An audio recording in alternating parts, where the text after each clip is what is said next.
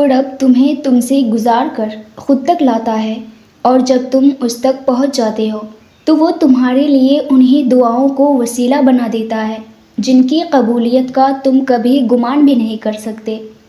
وہ جسے ایک بار چن لیتا ہے تو اسے پاک کر دیتا ہے اپنے سوا ہر اس شے سے جو تمہارے اور اس کے درمیان حائل ہوں۔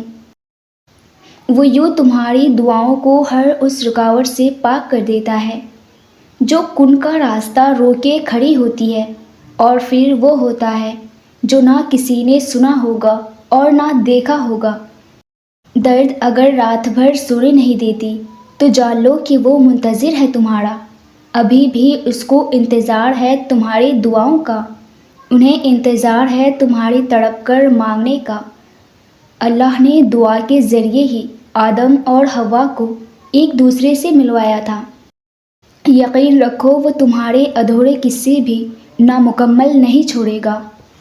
اگر سب کچھ فوراً ملنے لگے اور ہو بہو ویسا ہی ملنے لگے جیسا تم چاہتے ہو تو تمہیں کیسے پتہ چلے گا کہ جو چیز اللہ سے مانگ کر اور اللہ کو منا کر ملے اس چیز کا مزہ بن مانگے مل جانے جیسا نہیں ہوتا؟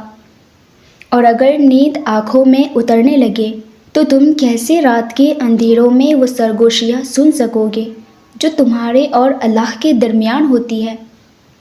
تمہاری دعائیں سن لی گئی ہے، مگر یہ وقت آزمائش کا کٹھن سفر ہے جو عنقریب ختم ہونے والی ہے۔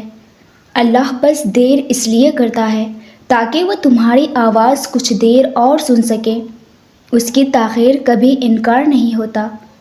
میرے رب نے فرمایا، تم صبر کرو، میں صبر کرنے والوں کو پسند کرتا ہوں، اور صبر کرنے سے اللہ وہ بھی دیتا ہے جس کی امید نہیں ہوتی، اور مانگنے سے وہ بھی مل جاتا ہے جس کی امید ختم ہو جاتی ہے۔